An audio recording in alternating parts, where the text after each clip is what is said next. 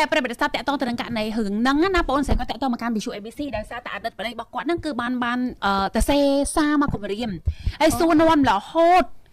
ដោយផ្ញើរូបភាពនិងវីដេអូមកទៀតតាក់ទងទៅនឹងការចាសួរនាំហ្នឹងគឺតាក់ទងទៅនឹងរឿងការកេងនៅចាសួរថាគាត់ហ្នឹងធ្លាប់តែដេកជាមួយពីណាគេអត់អីអញ្ចឹងទៅហើយផ្ញើរូបភាពការកេងនៅមួយគាត់ចាហើយមានរឿងអីមកតាក់ទងរឿងគាត់ធ្លាប់តែដេកនៅជាមួយគេបើបែកគ្នាហើយចាសួររហូតនឹងតាំងពីមិនទាន់បាត់បែកនោះចាសួរតាំងពីមិនទាន់បាត់បែកនោះសួរមកដល់ពេលឥឡូវហ្នឹងក៏នៅតែសួរដែររបៀបសំតប៉ែអញ្ចឹងណាហើយក៏បានផ្ញើនៅរូបភាពហើយឬមកក៏វីដេអូជាវីដេអូមកហ្នឹងហើយសួរថាធ្លាប់ដេកមួយណាគេអត់ហើយគាត់ក៏ប្រាប់ថាចាគាត់ឆ្លើយតតែស្លាប់ហ្នឹងថាអត់មានមកដេកជាមួយអ្នកណាទេក្រៅពីយើង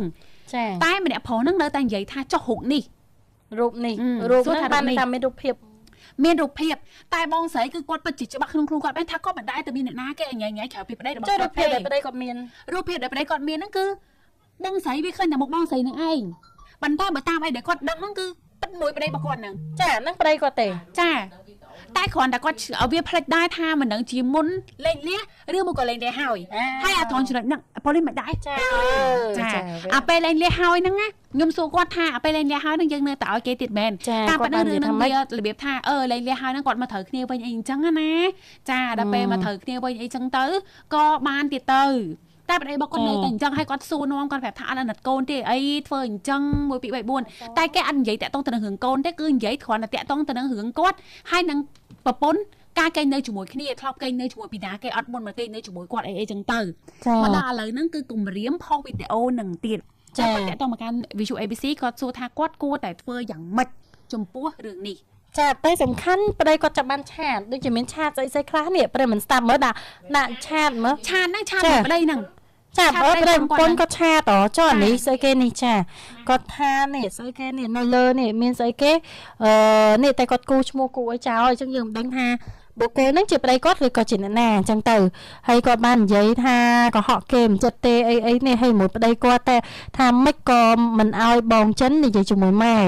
និយាយហើយគាត់មិនព្រមអញ្ចឹងរកចាស់ទុំណាមកជំនួសគាត់មកដើររកគេមិនចេះតែគិតហ្មងចាបងប្អូនតែរកពូអាហ្នឹងប្រពន្ធគាត់ក៏បានឲ្យតែបានចាស់ទុំគេដឹងឮកុំឲ្យគេមើលងាយចាទៅទាយគេអ្នកផ្សេងចានេះត្រូវគេត្រូវគ្នាលើកទី2បានហើយចាប្តីប្រពន្ធមកគាត់បានលេងលះគ្នាហើយត្រឡប់មករស់នៅជាមួយគ្នាវិញត្រឡប់រស់នៅជាមួយគ្នាវិញតែពេលហ្នឹងគឺអត់ទាន់ឲ្យម៉ែឲ្យសងខាងដឹងរឿងគាត់ទេហ្នឹងហើយអញ្ចឹងបានថាគាត់បានលាក់រឿងហែហ្នឹងទៅកាន់អ្នកតែបើគាត់ផងដែរព្រោះមិនស្ដាប់ហើយគាត់ថានេះស្អីគេនេះចាមើលគាត់ថាខ្មាស់អ្នកណារកឪបានមកមួយដែរមកជាចាស់ទុំចាវែងឆ្ងាយទៅអីទេចុះបើម៉ែជាចាស់ទុំបើម៉ែមិនមកក៏រកមនុស្សជាចាស់ទុំមកណាឲ្យຕົកដឹងឮចាបានន័យថារកអ្នកណាធ្វើជាសក្ខីភាពបានថាបុគ្គលពីរអ្នកហ្នឹងត្រឡប់មករស់នៅជាមួយគ្នាជាប្តីប្រពន្ធនេះទៅហើយនិយាយគ្នាទៅក៏បានថាសម្រាប់ចិត្តមកអត់អីអត់ហ្នឹងរឿងហ្នឹងទេតែសំខាន់គាត់ថាខ្មាស់គេនេះប្រិមស្ដាប់ហើយបន្តមកទៀតហើយគាត់ថាយើងចូលចិត្តធ្វើអីឲ្យខ្មាស់គេមិនហើយធ្វើអីទៅមកឬអត់អីចឹងទៅណោះចាមិនដឹងថាប្រិយប្រពន្ធគាត់ឆ្លោះគ្នាមិនខ្លះទេហើយនេះនៅក្រុមនេះគាត់ឆាតជាមួយនឹងបុគ្គលម្នាក់ដែលមានឈ្មោះឌីក៏បាននិយាយថាបើបងឯងមានគេហើយចូលបងឯងដេកជាមួយខ្ញុំធ្វើអីឆ្លើយបន្តិចមកចាបើបងឯងមានគេក៏មានចោតតែសុំបងឯងជួយផ្ញើលុយបងគេឲ្យទៀតផងកុំឲ្យលើថ្ងៃគេទៀតអីបើបងឯងមានគេហើយចោអេបងឯងដេកជាមួយខ្ញុំធ្វើអីឆ្លើយបន្តិចមកចង់ចាគាត់ដាក់សញ្ញាថាចង់ស្រួលអញ្ចឹងណាហើយដើម្បីបងឯងធ្វើអញ្ចឹងដាក់ខ្ញុំបានហើយកុំសាំពេកក្តិចឆ្កុយណាមានមីណាចាមិនដែលគិតថាបងជាមនុស្សបែបហ្នឹងចុះកូនមិនក៏មិនអាណិតកូនខ្លះបានហើយ2ថ្ងៃទៀតបានលុយមកបងទៅមើលកូនហើយចាំយកលើភ្ញៀវហេតុអីបងឯងធ្វើអញ្ចឹងដាក់ខ្ញុំចាបើបងឯងមានគេយូរហើយមិនក៏បងឯងមិនប្រាប់ខ្ញុំឲ្យខ្ញុំកាត់ចិត្តពេលបងឯងប្រាប់ថាបងឯងមានគេខ្ញុំញ័រសាច់រកធ្វើអីមិនកើតខ្លាចគុំសំដែង ខាងប្រុសហ្នឹងគេតបមកវិញណាចាហើយគាត់ថាទៀតបើបងឯងគាត់ថាខ្ញុំសំដែងអញ្ចឹងខ្ញុំចាំបាច់ទៅជួបបងឯងធ្វើអីហើយខាងប្រុសគាត់បន្តទៀតគាត់ថាញ័រសាច់ស្អីបើមិនដែលខ្វល់ពីខ្ញុំផងចាហើយស្រីថាបើបងឯងហេតុអីបងឯងមិនយល់ពីខ្ញុំចាហេតុអីបងឯងមិនយល់ពីខ្ញុំតែប៉ុណ្្នឹងឯងព្រមស្ដាប់តែយើងមិនទាន់ដឹងថារឿងរ៉ាវជីវិតប្តីប្រពន្ធរបស់គាត់យ៉ាងណាទេតែយើងដឹងហ្នឹងគឺតើតងជាមួយនឹងរូបភាពវីដេអូដែលប្តីគាត់បានថតចាពេលដេកនៅជាមួយគ្នាហើយប្តីគាត់យករូបភាពហ្នឹងមកថាជាបុគ្គលផ្សេងមិនមែនជាប្តីគាត់តែយើងអត់ដឹងថារឿងប៉ັດវាយ៉ាងណាព្រមស្ដាប់ព្រោះថាយើងលឺតែម្ខាងណាប៉ុន្តែបងដែលជាប្តីដែលដឹងខ្លួនថាជាសម័យខ្លួននេះចាបងមានអីបកស្រាយបងតាក់ទងមកកម្មវិធី ABC បកស្រាយបានថែមហើយបើតាក់ទងមកបញ្ហារឿងថាខាងប្តីបងពិតជាមានរូបភាពគម្រាមបងនៅក្នុងរូបភាពណាមួយហើយបុគ្គលម្នាក់ហ្នឹងគឺជាប្តីបងមែនបងអាចដាក់ពាក្យប្តឹងបានតើបងនៅក្នុងករណីរឿងរ៉ាវជីវិតប្តីប្រពន្ធរឿងផ្លូវភេទអីក៏ដោយចាបើសិនជាក្នុងសម័យខ្លួនតែគាត់អត់យកព្រមចាសម័យខ្លួនគឺមានសិទ្ធិទៅប្តឹងបានចាដោយប្តីជាមនុស្សចូលចិត្តសាឌីអីផ្សេងជួគាត់ធ្វើបាបអីផ្សេងយើងប្តឹងបានតែចាទោះជាជីវិតគ្រួសារក៏ដោយតែបើយើងមិនព្រមគឺយើងមានសិទ្ធិប្តឹងបានអញ្ចឹងតើតើមកបញ្ហាហ្នឹងចេះទៅបងស្រីដាក់ពាក្យប្តឹងទៅកាន់នាយកដ្ឋានប្រឆាំងបទល្មើសបច្ចេកវិទ្យាទៅបើសិនជាប្តីបងព្យាយាមគម្រាមផុសវីដេអូអញ្ចឹងទៅចាដើម្បីឲ្យស្រាវជ្រាវរករូបភាពហ្នឹងអីផ្សេងណាហើយមួយទៀតដាក់ពាក្យប្តឹងទៅកាន់អាជ្ញាធរចាអាជ្ញាធរមូលដ្ឋានហ្នឹងទៅ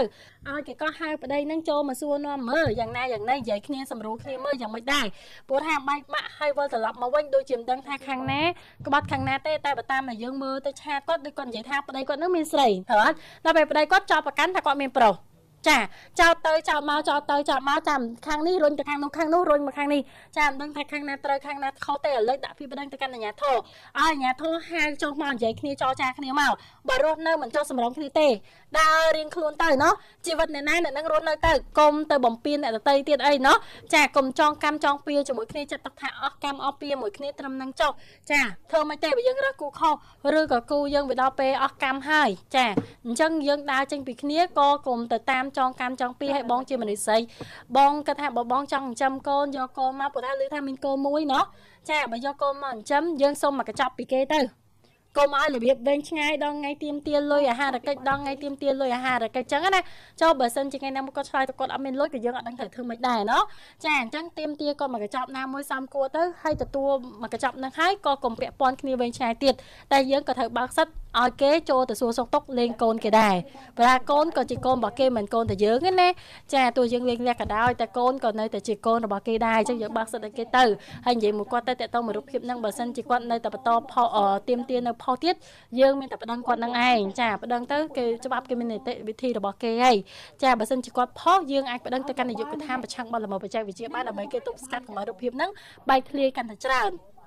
អញ្ចឹងឥឡូវមានតែដាក់ពាក្យប្តឹងទៅកុំឲ្យថាបែកធ្លាយរូបភាពឬក៏រឿងរ៉ាវវាកាន់តែធ្ងន់ធ្ងរជាងហ្នឹងណាចាហើយយ៉ាងណាអាចជួយលម្អិតបន្ថែមបានថាយ៉ាងណាខ្លះព្រោះថារឿងរ៉ាវយើងស្ដាប់ឮតែម្ខាងយើងអត់ទាន់ដឹងថាយ៉ាងណាទេព្រោះថាតែដៃម្ខាងវាឮទេបើឮពីម្ខាងថាខាងប្តីនោះផិតដល់ពេលយើងមើលទៅខាងប្តីគាត់ថាខាងប្រពន្ធនោះក្បត់ដែរអញ្ចឹងយើងមិនដឹងថាខាងណានិងខាងណាខុសខាងណាត្រូវទេតួជីវិតគ្រួសារដូចនិយាយអញ្ចឹងចង់គៀងផ្ទះអ្នកណាភ្លឺផ្ទះអ្នកហ្នឹងទេបើយើងស្រែកទៅអ្នកណាក៏និយាយដែរថាខ្ញុំនេះល្អចាអត់មានអ្នកណានិយាយថាខ្ញុំនេះខុសទេ